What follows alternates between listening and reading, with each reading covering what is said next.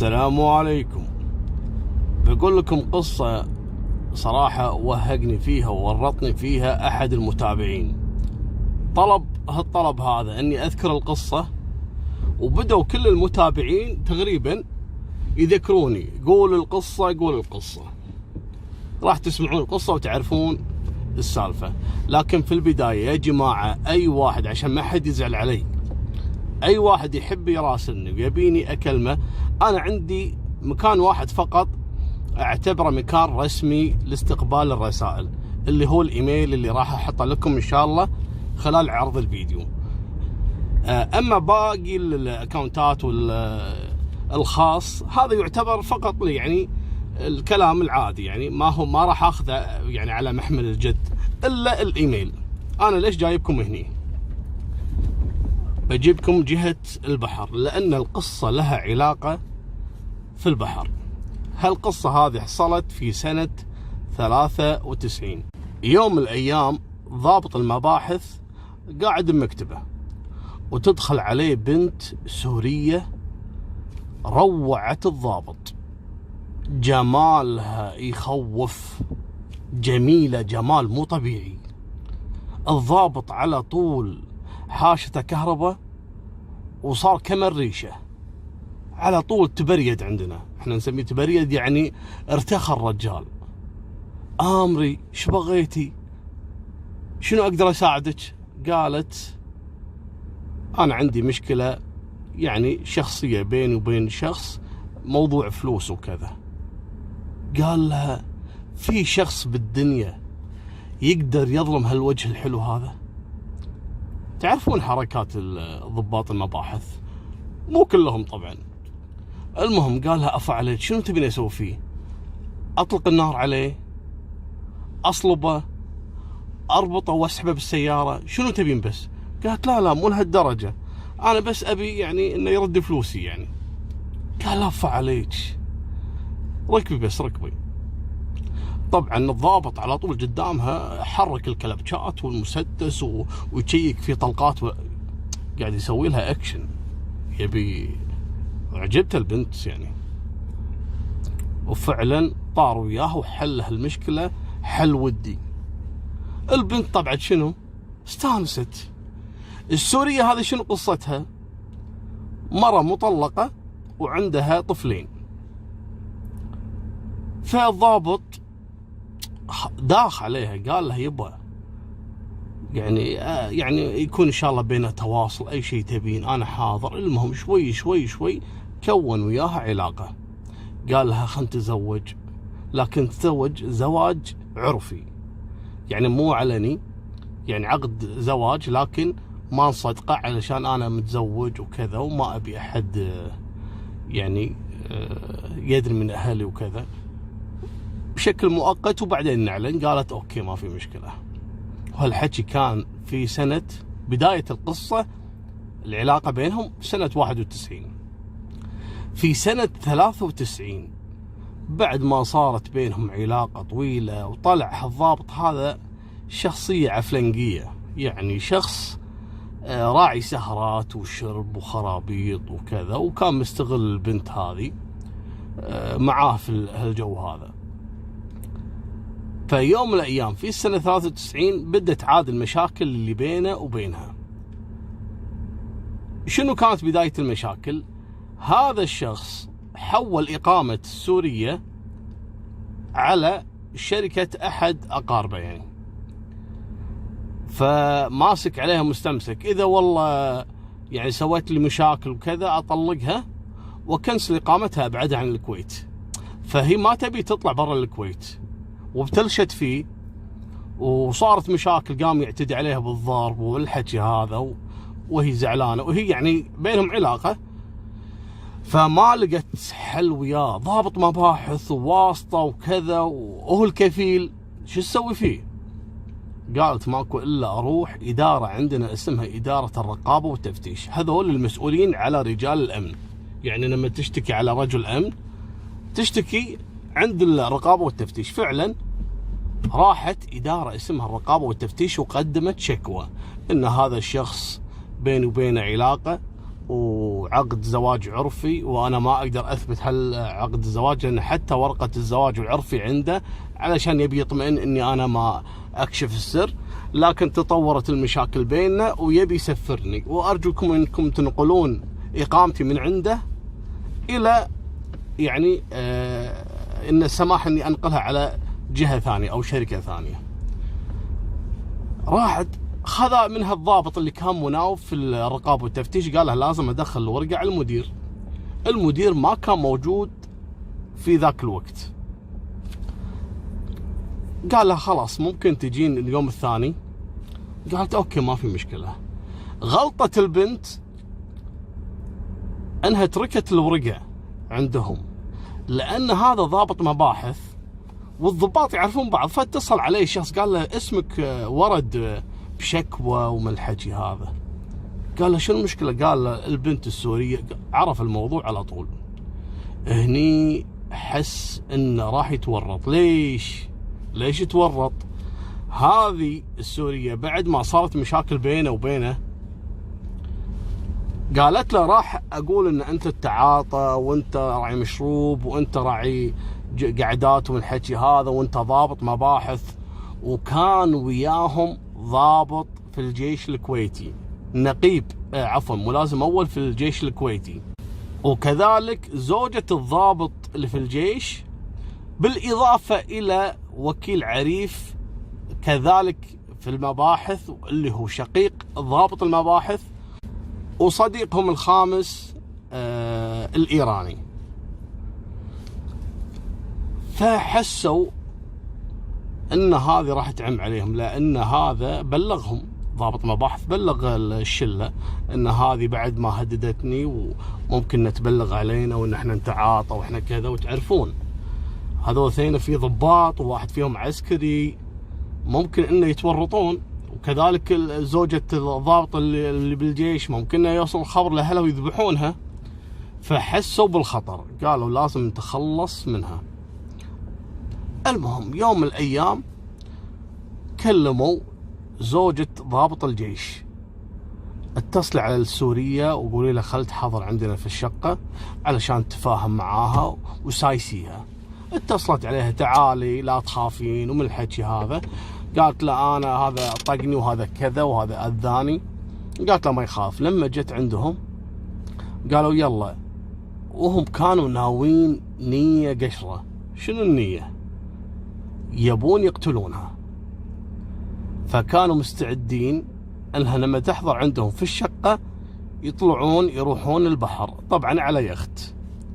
مالكم بالطويلة، مع انكم تحبون الطويلة خصوصا اذا كانت شقرة. راحوا مع البنت البحر على بنا خلاص ردت العلاقة بينها وبين زوجها العرفي، وخلاص انه خلاص طاح الحطب. لكن للحين هو عايش على خوف، هذه كل يوم والثاني تهدده. قال خلنا نفتك منها ونخلص منها. راحوا على اليخت. لما وصلوا في اليخت طبعا حاول انه يثير مشكلة بينه وبينها، وفعلا السورية مسكينة كان على نياتها، بدت بالمشكلة معاه. قام عاد اعتدى عليها بالضرب، وساعدوه اللي هو منو؟ اخوه الوكيل عريف اللي في المباحث، وكذلك ضابط الجيش وزوجته والإيراني اللي كان يقود اليخت. قاموا طقوها وفسخوا كل ملابسها وربطوها بالحبل، والحبل هذا كان فيه ثقل. اللي يعرفون أهل البحر عندهم الثقل هذا اللي يثبت اليخت، يثبت الطراريد، يثبت السفن. فكانوا شارين واحد ومعاه حبل، وربطوا البنت السورية بعد ما أغمى عليها من الضرب، ورموا السورية بالأول. فمشى الحبل لين بدأ الثقل يطلع، لكن سبحان الله الثقل هذا وهو نازل من اليخت ضرب زوجة ضابط الجيش، ضربها في فخذها وأصابها بجرح عميق جدا. بعد ما سقطت هذه السورية في البحر ودشت في أعماق البحر، قالوا خلاص خلونا نرجع علشان نسعف زوجة ضابط الجيش. وخذاها زوجها الضابط وفعلا طار فيها المستشفى. سووا لها عملية جراحية سريعة، لكن الطبيب المناوب اشتبه في الجرح. قال لها شنو أسباب الجرح؟ قالت والله أنا كنت طايحة من السلم وأصابتني قطعة حديد. يعني قال لها لا، مستحيل، هذا الجرح جرح عميق كأنه إصابة متعمدة. المهم أثار مشكلة معاهم، تدخل فيها ضابط الجيش اللي هو زوجها، وكذلك ضابط المباحث، وجابوا واسطة لمحقق المستشفى علشان يطمطم الموضوع، وفعلا حصل اللي كان يبونه، ورجعوا حق الشقة علشان يكملون سهرتهم، وما كان عندهم أي مشكلة، كانوا مستانسين بهالحشيش وهالخمر. راحت الأيام والسورية في بطن البحر وانتهى الموضوع. لكن سبحان الله، الدم ما يروح، لابد انه ينكشف. السورية كانت حاطة عيالها عند جارتهم على بنا ليلة وترجع. جارتهم قعدت تنطرها يوم، يومين، 3، 4. راحت وبلغت المخفر انه يبا هذه جارتي السورية خلت عيالها عندي علشان ليلة وترجع، صار لها الحين 4 أيام، ما احنا عارفين وين راحت، شنو صار عليها. قاموا عاد رجال الأمن يبحثون وراها السورية. عندك بياناتها؟ قالت اي نعم، أوراقها كلهم موجودين في الشقة. جابت لهم جوازها وإثباتاتها. لما تشيكوا عليها ولا عليها تغيب. شنو قصة التغيب؟ ضابط المباحث اللي هو زوجها العرفي بعد ما قتلها راح المخفر وسجل بلاغ ان ان هذه السورية تشتغل عنده وتغيبت عن العمل، وسجلوا له قضية تغيب عن العمل. ليش سوى كذي؟ علشان باكر اذا اكتشفوا انها مقتولة يقول انا بلغت انها كانت متغيبة. لكن جارة السورية لما راحت وشيكوا ولقوا انها عليها تغيب، راحوا على طول استدعوا منه ضابط المباحث اللي هو زوجها العرفي. سألوا ضابط المباحث وين البنت السورية؟ قال انا ما ادري وانا مبلغ انها متغيبة عن العمل. طبعا هم ما يدرون ان في بينهم عقد زواج عرفي، على بنا فقط تشتغل عنده. هني احتاروا رجال المباحث، وين ممكن يعني تكون راحت؟ يعني تشيكوا في المطارات والمنافذ، ما طلعت برا الكويت وجوازها موجود. تشيكوا عليها في المستشفيات، تشيكوا عليها في جميع المخافر، يعني فص ملح وذاب. هني بدت الشكوك تدور حول منو؟ ضابط المباحث. راحوا استدعوه مرة ثانية، يا ابن الحلال البنت السورية وين راحت؟ قال يا جماعة أنا ما أدري وأنا كذا. قال لا خلاص أوكي. منو صديقتها؟ صديقتها زوجة ضابط الجيش. على طول استدعوها، وين البنت السورية؟ قالت أنا ما أعرفها. شو ما تعرفينها؟ مبين في علاقة، وجارة السورية تعرفك وشايفتك كذا مرة عندها. وين البنت؟ هني حسوا انها في كذبة بالموضوع، ضغطوا عليها اعترفت. قالت يبا انا مالي ذنب، وهذا اللي قتلها ضابط المباحث. شنو قصة ضابط المباحث؟ قال هذا متزوجها زواج عرفي وحصلت بينهم مشاكل وانتقم منها. ألقوا القبض على ضابط المباحث، وحاول يبرر، وهو ضابط مباحث يعرف شلون يفلت، لكن كانت كل الأدلة ضده، خصوصا شهادة زوجة ضابط الجيش. فقال يبا أنا قتلتها. منو كان معاه؟ كان معاي أخوي وكيل عريف في المباحث، وكان معاي ضابط الجيش، وكذلك زوجته، ومعانا واحد إيراني اللي كان يسوق اليخت. كلهم استدعوهم، ضغوطات عليهم وتحقيقات وكذا. بدوا عاد يكشفون كل شيء. أول التحقيقات بدت مع ضابط الجيش، وقال فعلا أنا وزوجتي كنا معاهم في اليخت، كنا نستانس، واعتدى ضابط المباحث على البنت السورية، وشارك في الموضوع أخوه الوكيل عريف في المباحث، وكذلك الإيراني اللي يسوق اليخت. قال شنو سوى لهم؟ قال افتعل معاها مشكلة وبدأ يطقها، وشاركوه بالضرب، وقاموا وفسخوا ملابسها وربطوها بحبل وحطوا فيه ثقل. الثقل هذا مال السفن اللي يثبت السفن في وسط البحر. بالفعل لما رموها من اليخت ونزل الحبل سحب معاه الثقل وأصاب زوجتي في فخذها، وإحنا أجرينا لها عملية. قالوا تمام. وين المكان اللي ألقيته؟ قالوا في وسط البحر. طبعا دوروا ما كان في أي أثر حق البنت السورية. المهم ومالكم بالطويلة، ضابط المباحث بعد الضغوطات اعترف بكل المشاكل اللي بينه وبين السورية، وكان خايف انه تفضحها، وخصوصا لما بلغت الرقابة والتفتيش وكان ممكن انه يتفنش فيها، لكن ما قدر يرشدهم على موقع الجثة لأنها كانت في وسط البحر وفيها ثقل، وبحثوا عنها. قالوا إنه انتظر لين تطفح، لكن سبحان الله ما هي إلا أيام بسيطة ويجيهم بلاغ إلى العمليات وجود جثة طافحة، واللي عثر عليها أحد التجار المعروفين الآن. كان في أيام شبابه يروح حداق، يروح صيد يعني السمك وكذي، وشاف جثة طافية على البحر وكانت في حالة سيئة بعد مرور أكثر من شهر وهي في وسط البحر.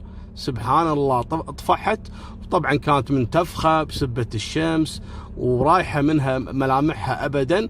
لما فحصوها وكذا عرفوا أن هذه فعلا البنت السورية اللي كانوا يبحثون عنها. أحالوا المتهمين كلهم إلى المحكمة. المحكمة اتهمت اللي هو ضابط المباحث، وكذلك شقيقه اللي هو وكيل عريف، وكذلك السائق الإيراني باشتراكهم في الجريمة مع ضابط المباحث. ضابط المباحث أخذ إعدام، أما شقيقه وكذلك السائق الإيراني أخذوا مؤبد. لكن هذا طبعا كانت في أول درجة.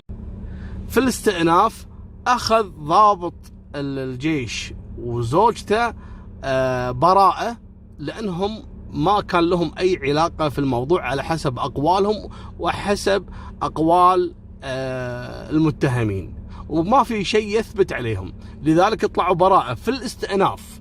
ركزوا معاي.